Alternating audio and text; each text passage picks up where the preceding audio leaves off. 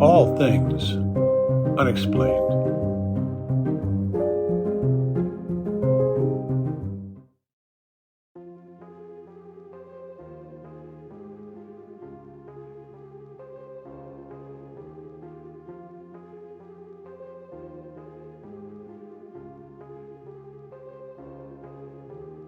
Alright, this is Dr. Mouse with All Things Unexplained.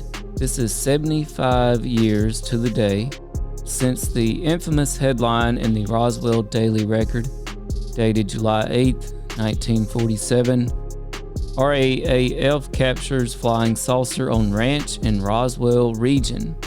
I know that I myself had never actually read the article, I don't think, until today. I pulled it up online and I thought it was quite fascinating, and I'd like to read it here. It's a pretty short article, but also pretty mind-blowing. From Tuesday, July 8th, 1947, in the Roswell Daily Record, 75 years ago. The headline, now can you imagine this? Army Air Force captures flying saucer on ranch in Roswell region. Sub-headline, no details of flying disc are revealed. Roswell hardware man and wife report disc seen. The intelligence office of the 509th Bombardment Group at Roswell Army Airfield announced at noon today that the field is coming into possession of a flying saucer. According to information released by the department, over authority of Major J.A. Marcel, intelligence officer, the disc was recovered on a ranch in the Roswell vicinity after an unidentified rancher had notified Sheriff Geo Wilcox here that he had found the instrument on his premises. Major Marcel and a detail from his department went to the ranch and recovered the disc, it was stated. After the intelligence officer here had inspected the instrument, it was flown to higher headquarters. The intelligence office stated that no details of the saucer's construction or its appearance had been revealed. Mr. and Ms. Dan Wilmot apparently were the only persons in Roswell who seen what they thought was a flying disc. They were sitting on their porch at 105 South Penn last Wednesday night at about 10 o'clock when a large glowing object zoomed out of the sky from the southeast, going in a northwesterly direction at a high rate of speed. Wilmot called Ms. Wilmot's attention to it, and both ran down into the yard to watch. It was in sight less than a minute, perhaps 40 or 50 seconds, Wilmot estimated.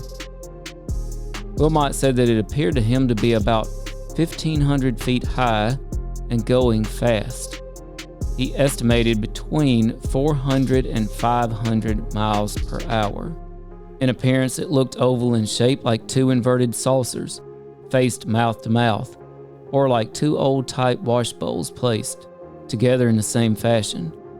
The entire body glowed as though light were showing through from inside, though not like it would inside, though not like it would be if a light were merely underneath. From where he stood, Wilmot said that the object looked to be about 5 feet in size, and making allowance for the distance it was from town, he figured that it must have been 15 to 20 feet in diameter, though this was just a guess. Wilmot said that he heard no sound, but that Ms. Wilmot said she heard a swishing sound for a very short time. The object came into view from the southeast and disappeared over the treetops in the general vicinity of 6 Mile Hill. Wilmot, who is one of the most respected and reliable citizens in town, kept the story to himself, hoping that someone else would come out and tell about having seen one, but finally today decided that he would go ahead and tell about it. The announcement that the RAAF was in possession of one came only a few minutes after he decided to release the details of what he had seen. And here's an important note. In contrast to this article, which appeared in the Tuesday, July 8th paper, on the very next day, that is Wednesday morning, July 9th, the same paper reported that the flying disc found near Roswell, 1947, was not a disc or saucer, but instead a weather balloon or weather device. Wow. So, some things that really stood out to me from this, from the actual article. 75 years ago. First of all, just right off the bat, it's mind-blowing. The intelligence office of the 509th Bombardment Group at Roswell Army Airfield announced at noon today that the field has come into possession of a flying saucer. I mean, this is just an incredible statement right off the bat. Right there in paragraph 1, 75 years ago, in the Roswell Daily Record. Then in paragraph 3, Major Marcel, who we've all heard of, and a detail from his department went to the ranch and recovered the disc, it was stated. After the intelligence officers here had inspected the instrument, it was flown to higher headquarters. It's a very mysterious statement right there. And then this couple that witnessed the UFO. I'm not sure I've ever really heard of them. We've all heard of the rancher. But how many of us have heard of Mr. and Mrs. Dan Wilmot, mentioned here in the article from 75 years ago? They were sitting on their porch that Wednesday night, 10 o'clock in the night, and they saw a large glowing object zoom out of the sky from the southeast, going in a northwesterly direction at a high rate of speed. It was in sight less than a minute, perhaps only 40 or 50 seconds, 1,500 feet high, and they estimate going between 400 and 500 miles per hour. Now here's the thing, this testimony would stand in direct contradiction to the headline the next day that this was a weather balloon. There was no weather balloon moving at 400 to 500 miles per hour. If this was indeed a weather balloon, then clearly Mr. and Mrs. Dan Wilmot were badly mistaken on what they were seeing. The object came in view from the southeast and disappeared over the treetops in the general vicinity of 6 Mile Hill. I can tell you right now, also, I don't think if you saw a weather balloon at night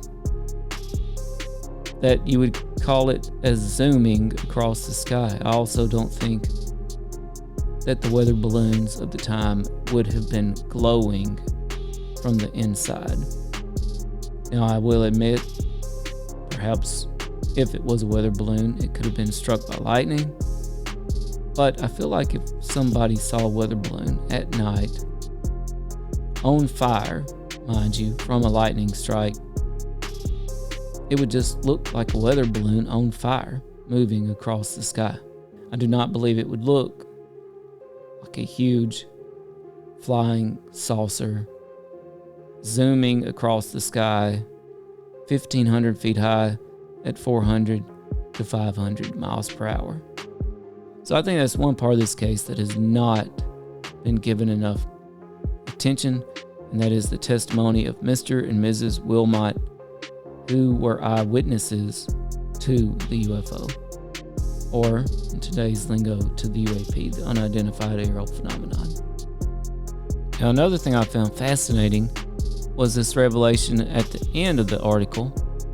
The announcement that the RAAF was in possession of one came only a few minutes after he decided to release the details of what he had seen.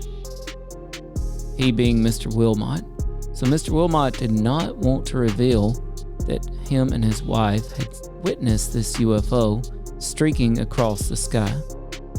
Is it just a coincidence that only a few minutes after Mr. Wilmot decided to release his story, that the RAAF decided, hey, we're going to put it out there in the newspaper? It seems too much of a coincidence to me. Also, I've never really heard this properly explored.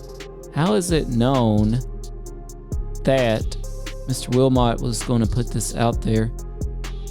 And what was the connection between that and the RAAF release a few minutes later?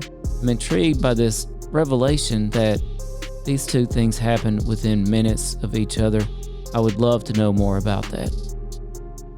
So, here's to the 75th anniversary from Tuesday, July 8, 1947, the infamous Roswell Daily Record headline, RAAF captures flying saucer on ranch in Roswell region. Hope you've enjoyed this broadcast. Be sure to check out our giant-sized 100th episode when it comes out near the end of July 2022.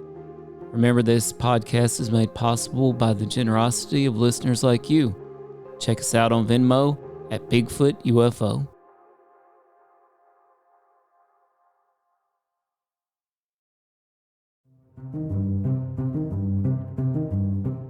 All things unexplained.